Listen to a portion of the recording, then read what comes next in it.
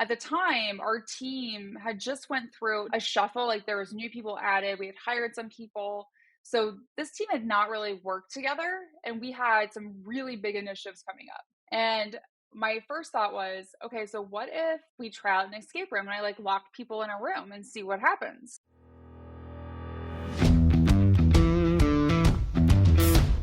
Technology is transforming how we think, how we lead, and how we win. From Intervision, this is Status Go, the show helping IT leaders move beyond the status quo, master their craft, and propel their IT vision. Imagine you have just been notified your crazy uncle just left you a fortune in gold. The only problem is you have to travel to his remote cabin in the mountains and find it. Or a priceless painting is missing from an art museum. To keep the news out of the press, the museum has hired you to locate the painting and steal it back from the thief. Or you travel back in time. You find yourself on a ship at sea. Your sleeping quarters are cramped and deep in the belly of the ship. Suddenly, your room starts to shake and then stop. The ship's name? The Titanic. This is Jeff Tunn, your host of Status Go. Today, we're going to explore escape rooms. This phenomenon has been going strong for about the last 15 years. Friends, families, and coworkers have used them for a fun evening out. But they're much more than just a fun evening out. They are a great team building tool. Our guest on this episode is Stephanie Cox. Stephanie is the CEO of Lumavate. We'll hear a little bit more about Lumavate in a minute, but the reason I wanted to bring Stephanie on the podcast today is because of a LinkedIn post she wrote a few weeks ago. I'm going to quote it, just part of it for you. One of my favorite ways to see how a team can work together to solve problems is by putting everyone in an escape room. So that's exactly what we did as a part of our in-person meeting today. And I chose the hardest room for us to do, of course. I had to talk to her. Turns out Stephanie's been using this escape room concept with her teams for 5 or 6 years now. So I can't wait. Stephanie, welcome to Status Go. Thanks for having me. Excited to talk about why I love to lock people in a room. Well, as someone who just tried this with a team for the very first time almost a year ago now, that was really part of what just jumped out at me about your post on LinkedIn. Before we dive into that, though, could you share a little bit about your background, your journey, and what brought you to Lumavate? And then, of course, we'd like to hear a little bit about Lumavate as well. Yeah, so I've been in a variety of roles, primarily marketing focused for the last 20 years. And I would like to say that career success is a little bit of hard work and a little bit of luck. They both play into it. I graduated college about 20 years ago, right when not everyone even had a website, if that's hard to imagine. That was not something that even existed everywhere. And I was the young person. So figuring out like the internet was kind of what I was tasked with and social media. So I really lucked into the idea of like what we call digital marketing today or just marketing. And from there, had the pleasure of working for, I would say small or mid-sized companies my first 2 roles out of school, which gave me a ton of great exposure until I went into the enterprise, but predominantly working with tech companies or companies that have a really strong tech product. And I think, as all good stories in my career, I was not looking to leave the company I was at previously, Project Lead the Way. Loved what I was doing there. And there are a couple of people I live in Indianapolis. In Indianapolis, when they reach out for coffee, even if you're happy, you say yes, right? Just because of who they are. And so one of them is one of our board members, and he reached out, and I was like, well, I've got to, even if I'm not interested, I need to meet him for coffee, see what he has to say. Maybe I can help connect him with someone else. Yeah. And I had breakfast with him, and I remember walking away from that meeting because they were looking for a marketing leader at the time. So it was about 6 years ago. And I told my husband, one of two things is going to happen. I'm not going to have a job in a year because it's a startup. It was about 18 months old at the time, or this is going to be the biggest opportunity of my career. and I will kick myself if I don't take it. And, thankfully I listened to my intuition and took it and have had lots of, great growth opportunities at Lumavate. Came in to run marketing, took over sales, success product, and then, now I'm CEO of the business. So it's been a really fun ride, and everything that I've done in my career, all the experiences I've had have led me kind of to where we are today. And part of that is we're a platform that enables marketers to build digital experiences without code. So I've been the person we're selling to, and Mhm. it's been fun to develop a product that solves the challenges that I've had myself in business. Well, Lumavate certainly has evolved a lot since you and I met, because you and I must have met right after you started or very close Hmm. to that, through a mutual friend of ours, Mark Hill. And at the time, I thought it was a great concept, but it's evolved. Could you spend just a minute and tell us about this digital experience platform you all have built?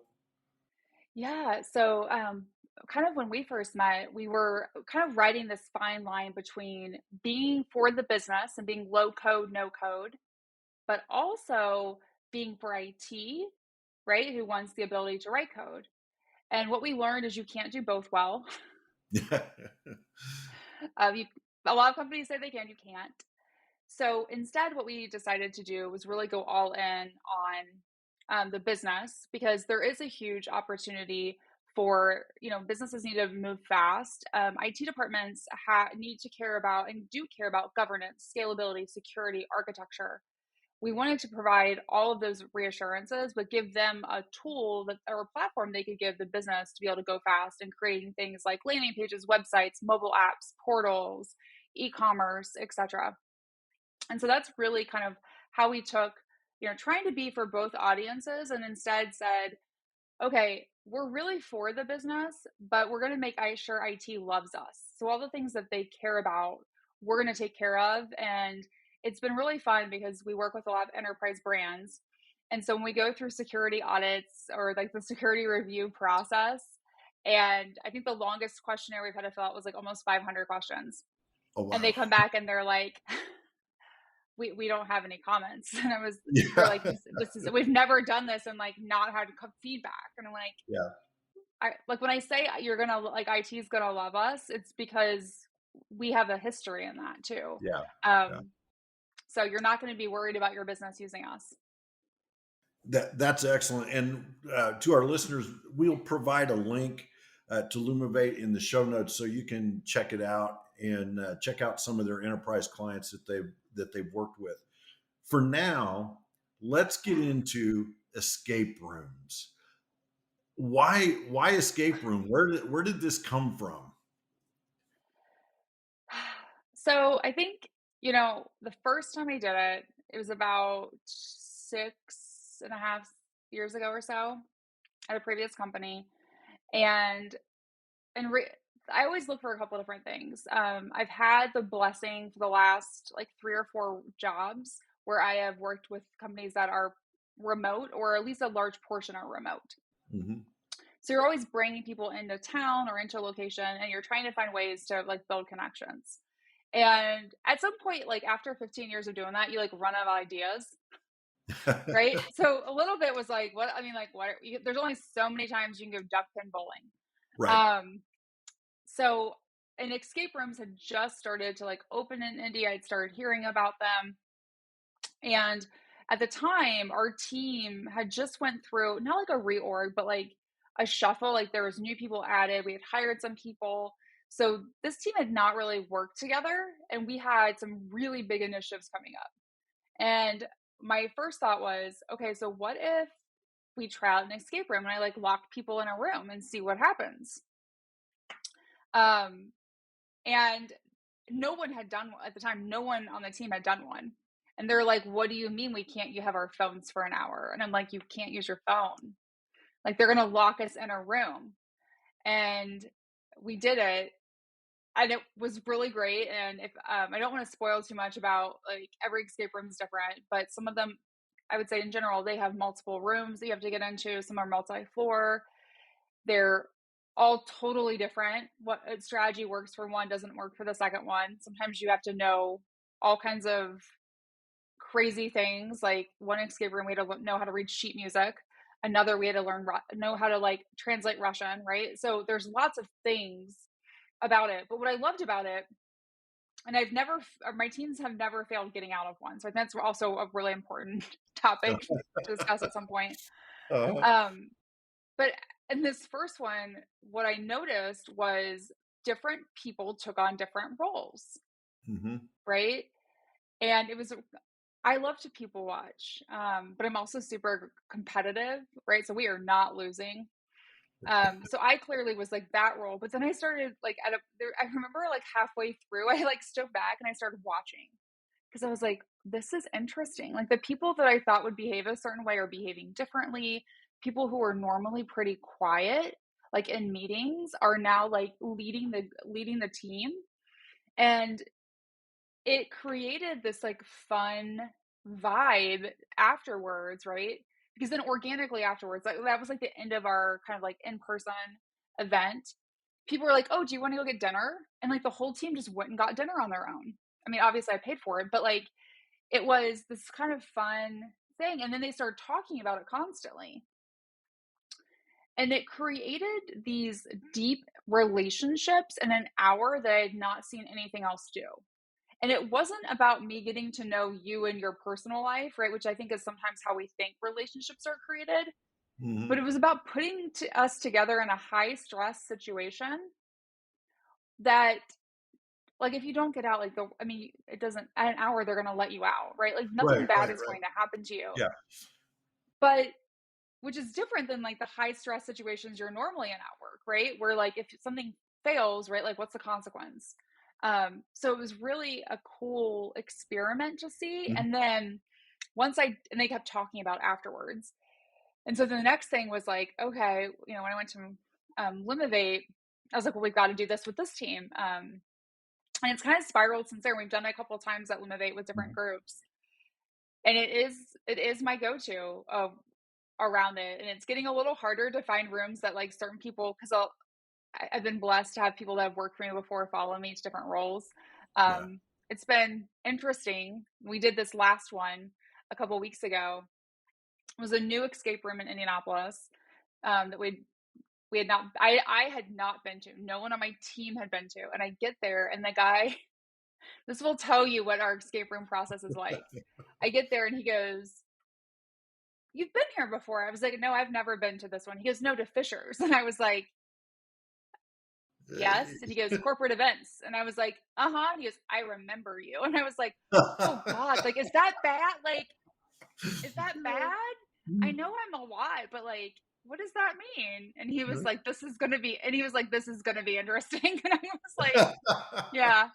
That's fascinating, and I, I'd I'd love your thoughts on distributed teams, and here's why. As you know, as a result of the pandemic, many organizations who were not used to using distributed teams now are doing that. Initially, kind of, I'll use air quotes that no one can see, forced to do it initially, but now they're doing it more by choice.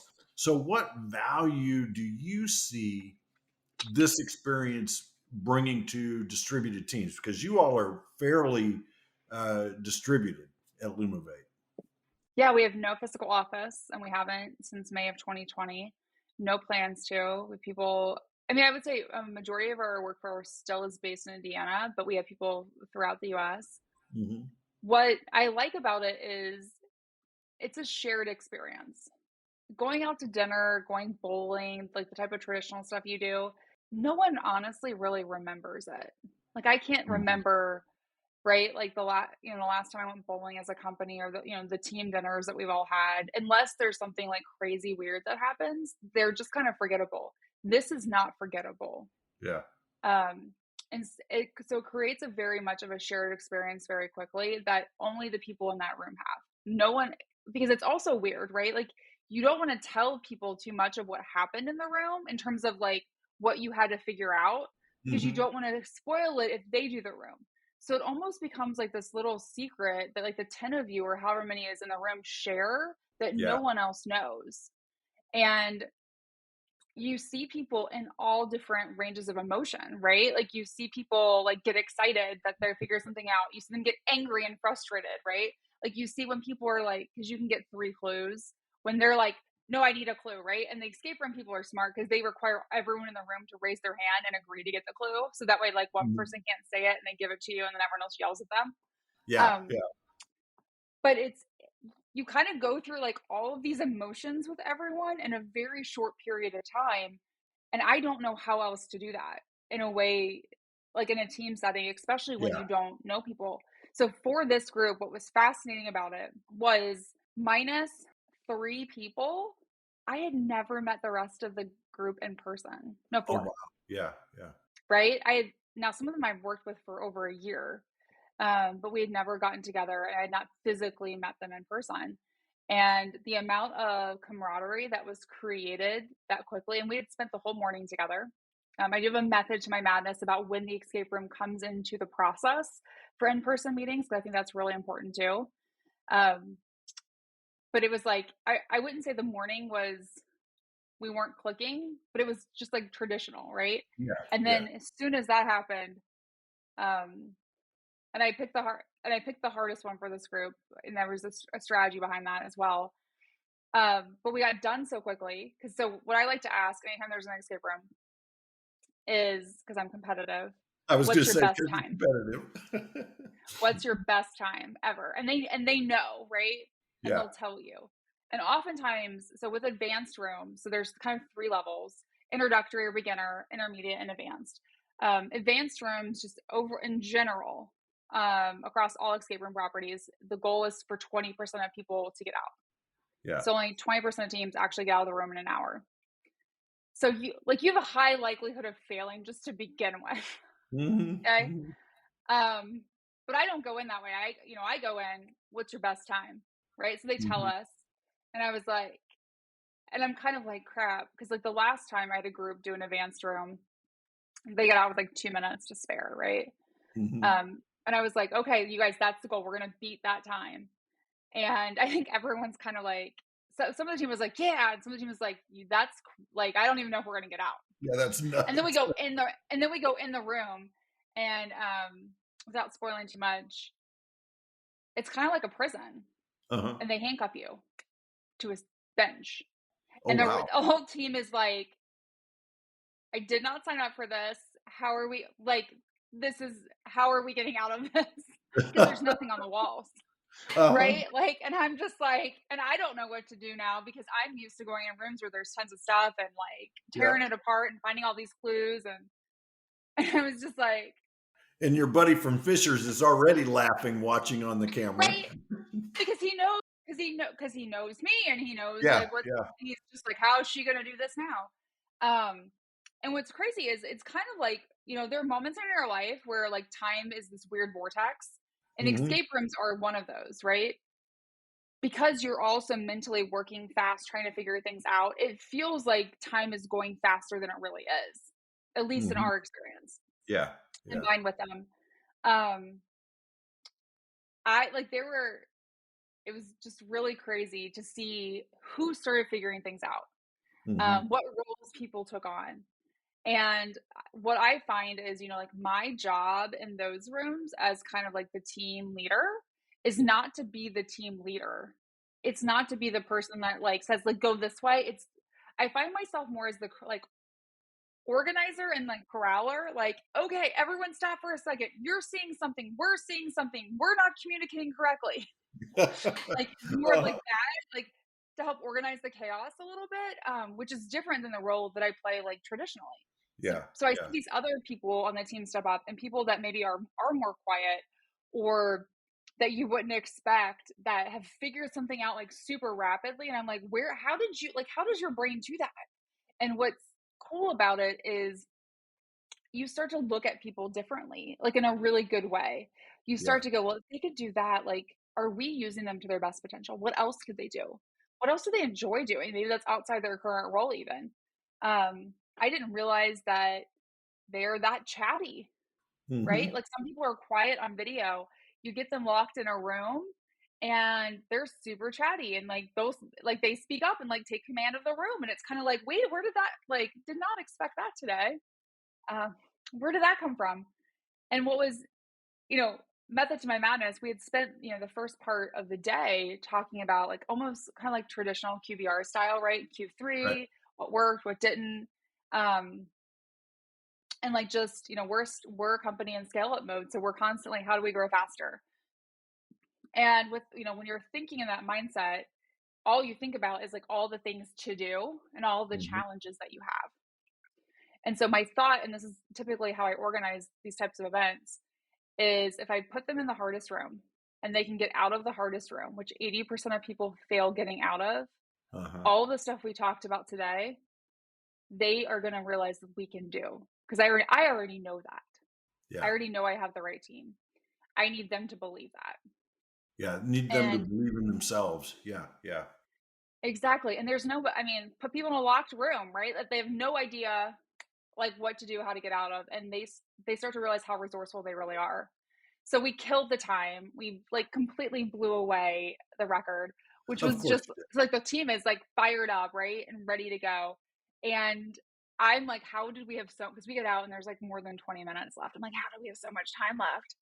And the guy that was watching us, he goes, I knew you guys were going to get out of that room and beat the record like 5 minutes in. I was like, really? He goes, you already had this one thing figured out that takes people 20 minutes to figure out. And I was like, huh, right? It was Uh-huh. really cool. Uh-huh. So then the team's like, what other rooms do you got?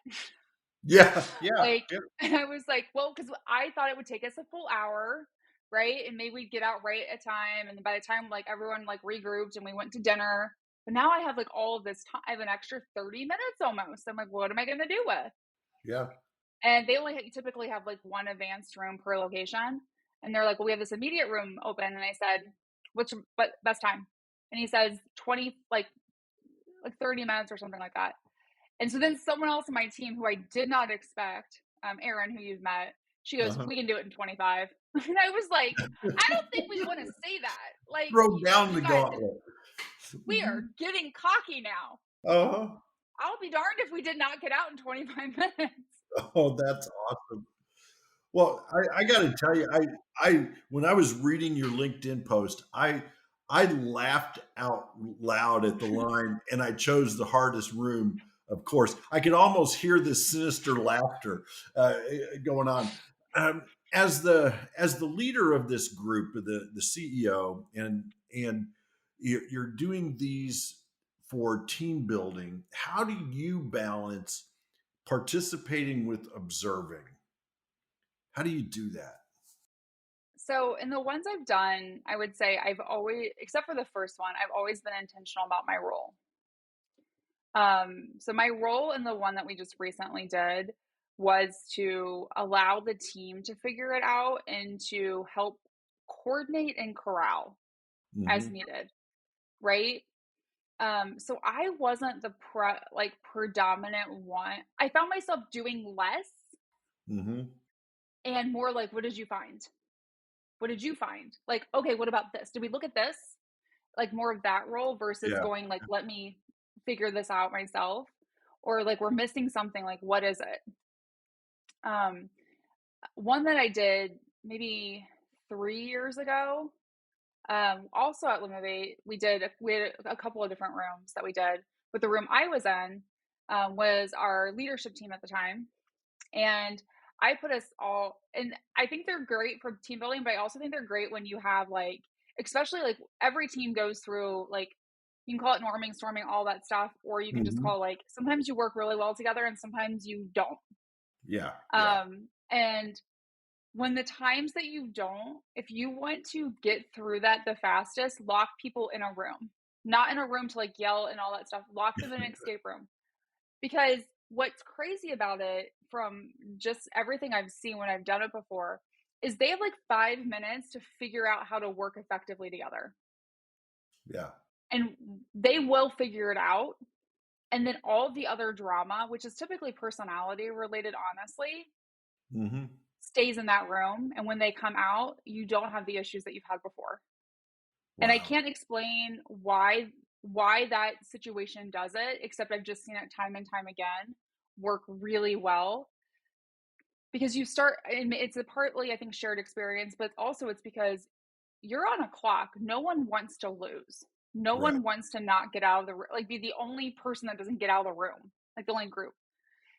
So it forces everyone to like quickly figure out how to work together effectively, and then once they that clicks, it tends to continue.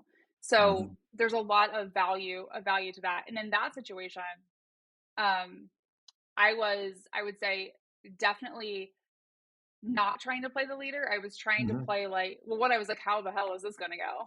Yeah. Yeah. Yeah. Right? Because you never know when you lock people in a room. Honestly, you never know how it's going to go. Mhm.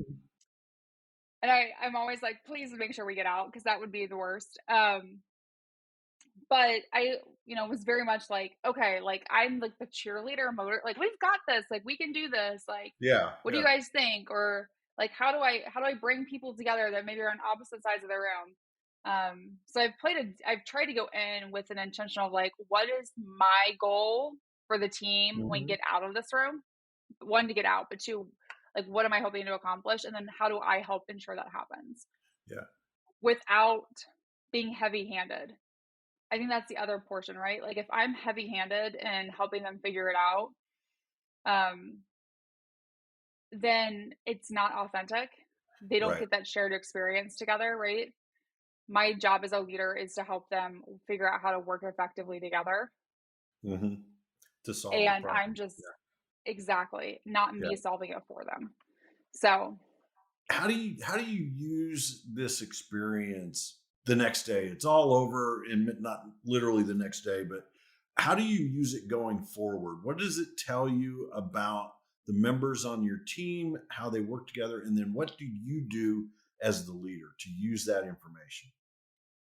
I think one, it creates these really close personal bonds. Like later that night at dinner, the person that was waiting on us, she's like, "How long have you guys all been like working together? You seem to like just have this close relationship." And then one person on team goes, "I just met half these people like in person like a couple hours Mhm. ago." Right? Like I've seen some of them on Zoom, but like I didn't know half like anyone here. So I think one, like it's created that, and which is really cool. I think the other thing it's shown me is there are people who are really good at solving really hard problems Mhm. that sometimes their current role doesn't allow you to see or doesn't allow you to understand the depth at which they could solve the problem. Mhm. So that has been really fun to start to figure out like what role in an unorganized situation, what role do people take on? Yeah. Who gets frustrated when they can't figure it out? Who keeps trying to figure it out? Who do they naturally, because you start to, especially when you're in a large room for 10 or 12 people, which is typically the max for a Mhm. room, you start to see people choose to work together with different members. And it's also interesting to see that happen because it's oftentimes, at least in my experience, not who you'd expect, Yeah. right? It's Yeah. not always the people that you think they're closest to or they know the best. Um, they tend to work with people who think similarly to them, right? Mhm. Are drawn to the same types of problems. And so you start to figure out, like, okay, like if I were to figure out if we had a really hard cross functional issue, what would like, who would I put on it to solve it? Yeah. And that can give you a ton of information. I know everyone says, like, there's all these, disc assessments, predictive index, all those things. They're all valuable. I've Mhm. done, I think, all of them in my career. And, we've done them at Lumavate. I know everyone's PI and everything, but there is something different about watching people solve an actual problem where Yeah. there is a perceived risk and of embarrassment, I guess, if you don't get Right. out. Right. Right. That often tells me who you are and how you perform under pressure. Mhm. Um, Not that I'm saying that like companies should do this, but like it'd be kind of cool if you could put all of your job candidates in a locked room and see what happens, right? Like That'd be see a heck how of a they job worked with your interview, wouldn't team, wouldn't it? I mean, I'm like lock them in with your team and see what happens it? because I think sometimes, if you wonder why team members don't work out for whatever reason, And whether you part ways with them or they choose to leave, oftentimes it's because they didn't get along with the team Yeah. or the manager, whoever. Yeah. Um, and it's really cool to see it happen. But I will tell you, you have to be prepared that they won't get out. Like, what is your plan if they don't get out? Because it will dynamically change them, especially for in-person stuff. It will dynamically change the mood. If Yeah. you've set this up, I took a big risk, Well, huh? right? Yeah. Yeah. Yeah. Took a big risk. I was going to do the hardest room. I was, it was, and with the whole goal of like, if they can get out, and then when we go into the next day, they're going to realize we can solve anything if Right. we work together. And I had a backup plan, kind of, right? Not really like well formed, but like some Uh-huh. speech I was gonna give if like it didn't go well. Um, but I was just so confident that it would, which is why I did it the way I did. Yeah. I love that. Thinking about what your plan B is, because there's lessons in failure also, right? You can draw those out. Um, I think this escape room idea is a fabulous idea, and for our listeners, no, we do not get compensated from escape rooms.